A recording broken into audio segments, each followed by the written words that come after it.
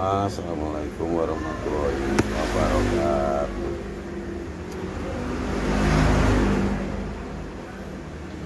Saya mau cerita. Di awal saya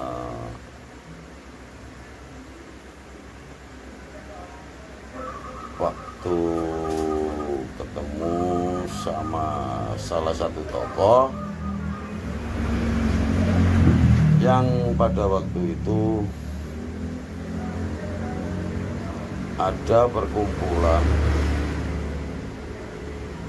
salah satu istiqosan di tahun 2004. Istiqosan itu dengan rangka mencari keberadaan Wahyu Keprabon.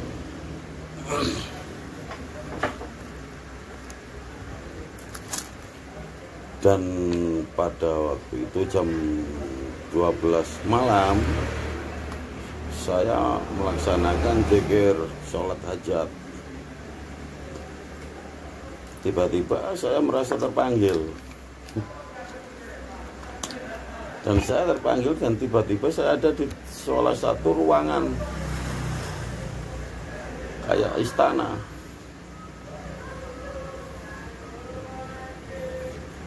Dan seketika itu saya muncul di situ. Itu ada salah satu tokoh yang melihat saya. Dan dia bertanya,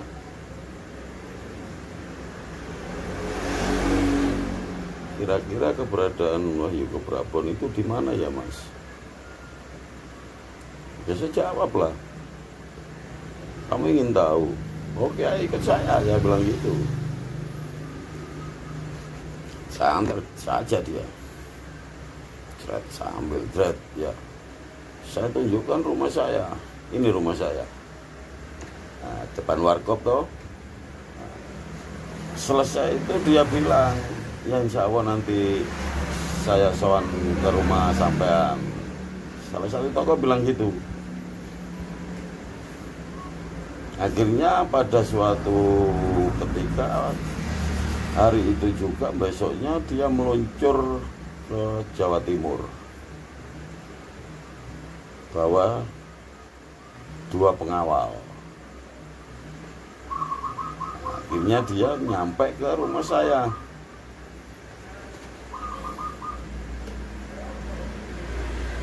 Dan dia bertanya,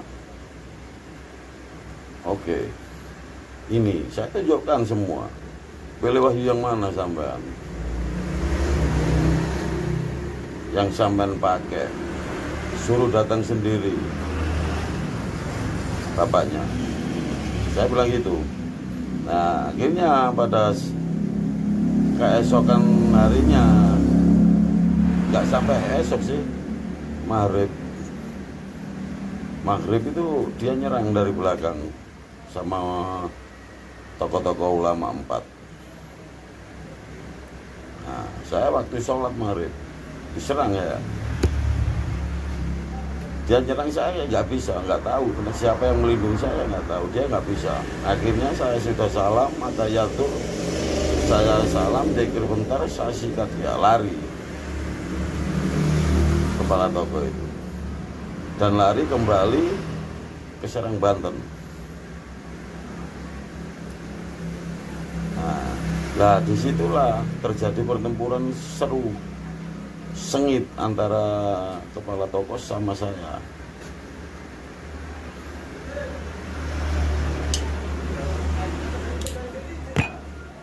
Dia menyewa kiai-kiai goblok, dukun-dukun goblok, semua disewa. Termasuk ulama-ulama yang bersuban, yang pekerjaannya membuat raja, membuat jimat, bikin orang sakti, bikin kebal, itu diutang semua. Termasuk Gus Ali dari Bali nomor 1. Nah, dan termasuk juga Panglima Burung. Itu kan kumpul di Serang, Banten itu. Akhirnya dia bertempur, nyerang saya terus. Terus terang, serang. Nah, sesampai serangan-serangan itu beruntun. Saya sempat kena itu. Waktu itu kena.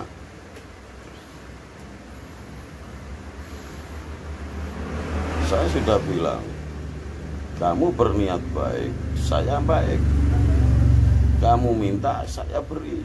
Tapi kamu kenapa nggak lapor, nggak bilang ke bapak? Saya bilang gitu. Malah kamu ingin merebut. Kalau kamu ingin gini, ya oke kita lanjut. Nah, ceritanya gitu. Akhirnya saya lanjut terus bertempur sama ulama-ulama di Serang, Banten itu. Nah, gak tahu itu yang tebel berapa itu orang-orang kiai itu. Karena dia nggak bisa membedakan mana yang benar, mana yang salah. Karena dia mementingkan uang. Nggak mungkin kalau nggak dibayar.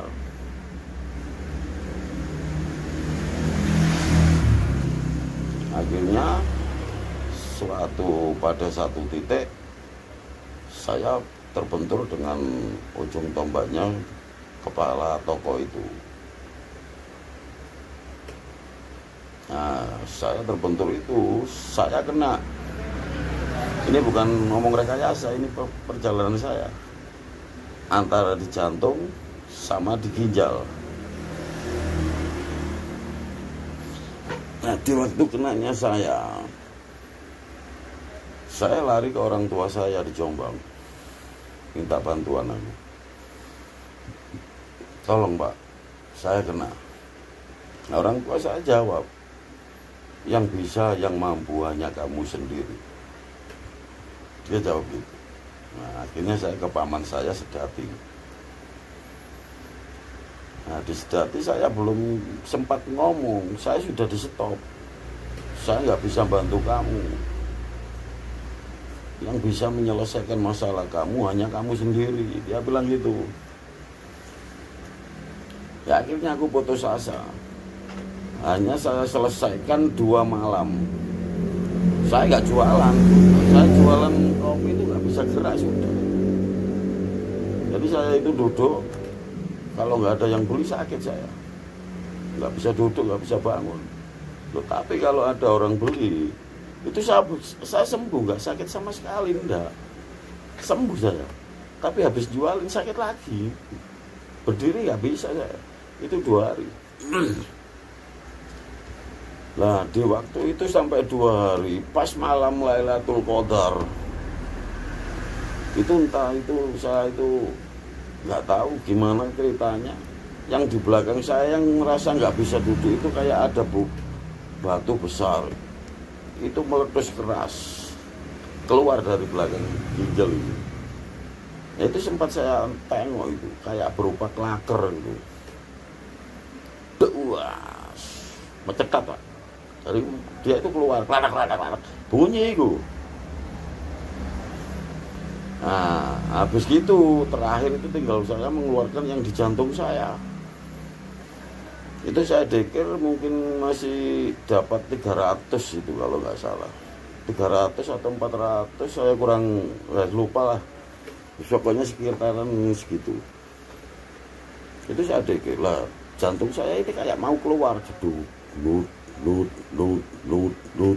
Nah, waktu itu selesai berapa butir itu, cetek, itu terasa ini pecah. Jantung ini pecah ini. Nah, pecahnya jantung ini saya melihat sendiri. Itu ada kilatan cahaya panjang itu keluar masuk, ada yang masuk, keluar dari tubuh saya, masuk dari atas ke tubuh saya. Cepat. Jadi modelnya gini, ini keluar dari saya, serap, cepat. Jadi ini keluar langsung masuk dari atas, nggak tahu apa itu. Lah itu mulai saya sudah sehat lagi. Ini pecah. Ini pecah, lihatan saya itu ini pecah kayak bikang ini, plak, dos keluar. Lah habis gitu ada cahaya kayak panjang itu keluar masuk. Nah itu saya keluar lagi.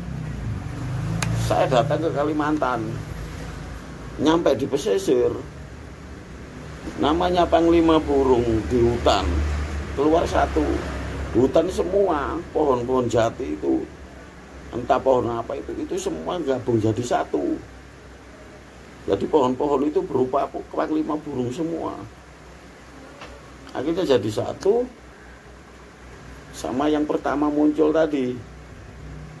Nah, ternyata dia sudah jadi satu, terus dia itu sungkem. Sendiko dawuh gini, yang nggak taunya mati. Akhirnya saya kembali lagi, keluar lagi, tas mau keluar. Saya sudah lihat Gus Ali yang di Bali itu, yang menguasai Bali, sudah ada di depan warkop saya. Nah, langsung saya tegur, ayo kita lanjut. Sampai seberapa kesaktian kamu? Saya bilang gitu. Dia malah bilang Sendiko dawuh. Sudah bingung aku. Dia bilang Sendiko dawuh, Gus. Tak bunuh kamu, silakan Sendiko dawuh, Gus, saya ngabdi. Loh, aku kan bingung. Ini gimana ceritanya? Ya semenjak itu saya arogan, mulai gak percaya dukun sama kiai. Karena saya sudah tahu busuknya kiai itu, sudah tahu. Karena kiai yang asli itu hanya mengajarkan sholat, membimbing ke jalannya orang yang nggak tahu sholat, nggak tahu jalan-jalan, menunjuk doa-doa itu apa, dia nggak tahu. Dia yang meluruskan, memberi pencerahan, bukan mengasih jimat, ngajarkan kesaktian supaya kebal. Apa itu, mainan anak kecil kalau kebal. Ya itu mulai saya nggak percaya. Ya itu terus saya berkelana lagi sampai urusan sama yang namanya kepala toko, imamnya Masjid Istiqlal. Habis gitu dia sudah itu, nggak perlu saya jelaskan. Dia langsung mengundurkan diri menjadi imam Masjid Istiqlal lagi sesudah sakit itu. Akhirnya saya merantau terus, berkeliling. Terus masalah, masih ingat enggak pemirsa, David Copperfield yang mau menghilangkan Monas, mau berkunjung di Indonesia. Itu saya nggak omong kosong. Dia besoknya mau berkunjung, malam ini tak ambil itu jin yang ada di tubuhnya itu, yang dia ada di segitiga Bermuda itu, kerajaan emas itu, ambil itu. Terus saya bilang sama teman-teman saya yang belajar di sini, ini besok kalau David ini jadi ke Surabaya, ke Jakarta, ke Indonesia, saya berhenti jadi paranormal. Saya nggak bakalan ngajar lagi, saya bilang gitu. Ternyata besoknya ada berita David lagi sakit, jadi batal, nggak bisa berkunjung ke Indonesia kan gitu. Habis gitu saya ngajarkan lagi, saya titip ya itu yang katanya Ratu Adil. Dia ditangkap sama polisi, dimasukkan penjara. Akhirnya saya buat sepak bola itu di penjara itu. Akhirnya dia keluar, sakit toh. Ya nggak tahu sekarang mati apa enggak, saya nggak tahu. Saya nggak mau urusan sama orang-orang itu. Nah, terus akhirnya saya pergi lagi. Saya berkelana terus. Nah, akhirnya saya ketemu sama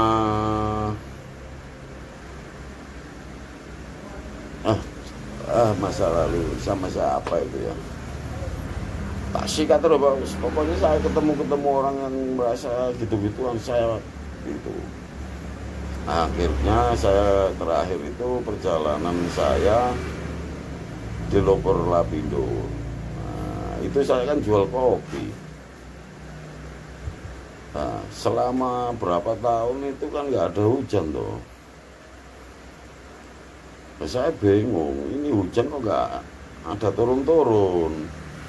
Seumur itu tinggal segini airnya. Jadi saya ambil pakai sanyo pompa tak habis. Nanti nunggu baru penuh lagi, tak habis nunggu. Saya emosi. Akhirnya saya keluar, saya melihat ada perkumpulan dukun kiai apa itu ritual pakai nancapkan pusaka-pusaka di Lapindo itu ya. Nah itu saya marah. Saya dari atas langsung turun, masuk itu lubang Lapindo, celam. Nah itu sempat itu lubang saya masuk itu dia kayak nyembur, biar ada lafaz Allah itu ya. Nah itu langsung makan. Ada dua ulama yang kena semburan itu toh, ulama entah itu dari Bali entah dari Lamongan saya nggak tahu. Ya itu akhirnya terus dibubarkan toh, itu orang yang ritual pakai pusaka itu. Nah itu saya langsung masuk ke Merapi itu. Nah ternyata Merapi itu tempat penjaranya makhluk halus yang dikuasai oleh salah satu penguasa yang namanya Prabu Jagat. Nah dan Prabu Jagat ini penguasa situ, dia mempunyai istri yang namanya, kalau waduh saya lupa itu, dia mempunyai istri pokoknya yang tugasnya hanya mengadili, menghukum bangsa gituan yang salah. Akhirnya saya tembus ketemu itu, saya bertempur, dia lari, saya kejar, ketemu sama Mbak Marijan waktu itu di Jakarta itu. Akhirnya saya benturan sama Mbak Marijan, terus Mbak Marijan pulang ke mana itu, Jogja lagi ya, pulang. Terus ada kejadian Gunung Merapi mau meletus. Nah terus dia itu ritual di atas, mungkin dia pikirannya masih diikuti sama Prabu Jagat kan gitu toh. Jadi itu dia berusaha menetralkan, makanya dia sujud minta doa. Ternyata Prabu Jagat sudah nggak ada. Akhirnya Mbak Marijan ya kena abu wedhus gembel itu.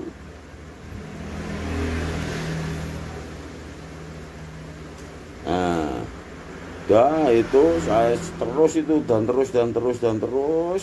panjang diceritakan, 1 tahun nggak ngarah habis ini cerita saya. Makanya ini saya potong-potong, saya buat pendek-pendek aja. Terus ada kejadian orang itu mau ngambil pusaka di atas Semeru, pusaka kecil segini. Nah itu dia berusaha ngambil, nggak kuat, muntah darah dia, gitu loh, muntah darah. Terus dia nggak berani ngambil. Nah akhirnya saya ambil, dapat 1 minggu kemarin saya ambil. Nah terus orangnya ke sini, dukun yang ngambil itu, yaitu dukun Koplak, itu pimpinan Gus-Gus sama dia, dukun-dukun yang manggilnya dia raja-raja atau ratu, yaitu dukun Koplak itu yang saya marah-marahi kemarin itu. Dia nggak berani tarung sama saya. Makanya sekarang dia ngabdi ke saya, ingin belajar lagi, ingin apa, saya terima karena dia niatnya ingin tobat. Apalagi pusaka-pusakanya sudah mau diserahkan ke saya semua sebagai tanda kekalahan dia. Nah, itu terus sudah kena. Saya terus bilang ke istri saya, "Ma, nanti jam 2 kalau ada berita apa bangunkan saya." Saya bilang gitu. Ada berita apa bangunkan saya jam 2. Ternyata jam 2 saya dengar katanya istri saya, "Ya, Gunung Semeru meledos." Kaget saya, loh berarti bener, saya bilang gitu. Makanya terus dia mencari dia kesini kan minta tolong dukun kopla itu, yang katanya pimpinan para gus, para kiai yang buat raja-raja, yang kiai intinya kiai yang katanya sakti-sakti, dari jimat, dari raja, yang bisa manggil kodam taek, kodam jin, kodam apa itu, yaitu pimpinannya.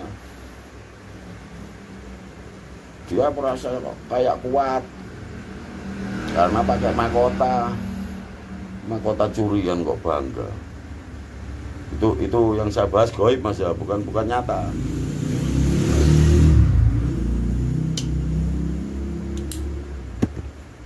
Akhirnya dia ketemu sama saya, dia kayak sudah besar sendiri dia. Ibaratnya dia segini, saya segini. Nah, kayak kuat gitu. Nah, habis gitu saya ngimbangi dia. Wah, itu sempat benturan. Nah, akhirnya saya lebih tinggi, tak gini lari dia. Ya itu ceritanya. Itu paranormal itu dari Kediri. Dia yang dibuat andalan sama Gus Jancuk itu, ya itu.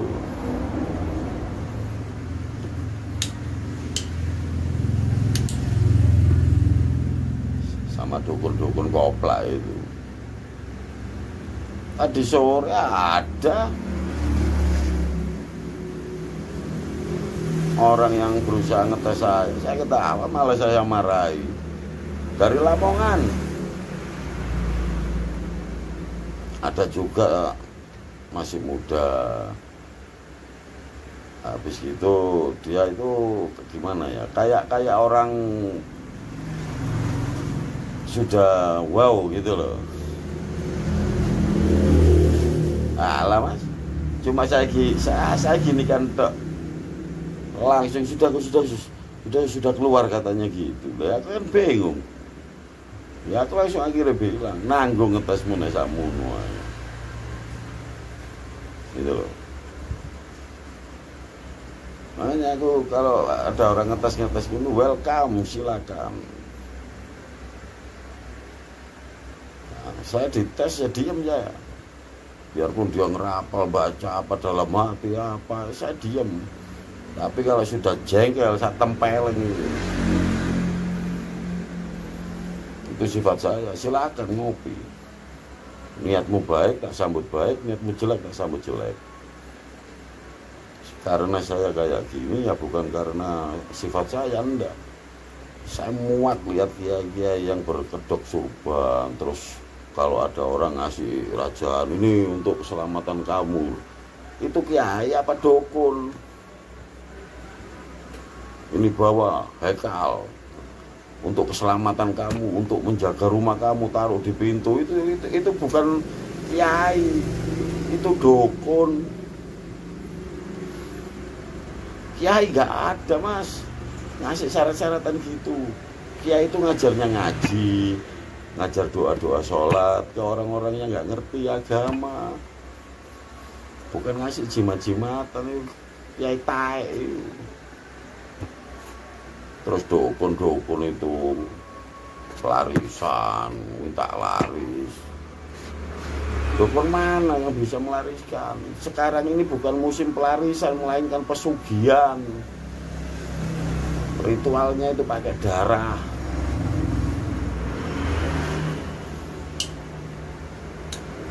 Yang ritual dukunnya, bukan orang yang minta tolong.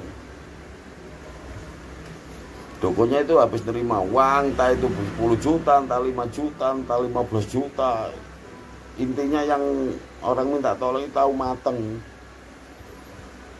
Dukun yang ritual, wah, sajen. Habis gitu darah. Sama apa itu, tulang-tulang entah manusia, entah ayam, saya nggak tahu. Terutama untuk nutup. Habis gitu dipanggilkan, siapa yang dipanggilkan, demit apa, ini terutama demitnya. Nah yang megang tongkat ini, Ini yang megang ini orang tuanya, orang tua bongkok, perempuan, rambutnya panjang. Nah, ini tongkatnya. Ini biar melek matanya kiai-kiai sama dukun yang diandalkan selama ini. Apalagi terus dia mengandalkan sapu jagat. Dipikir sudah kuat, tempelengnya sapu jagat.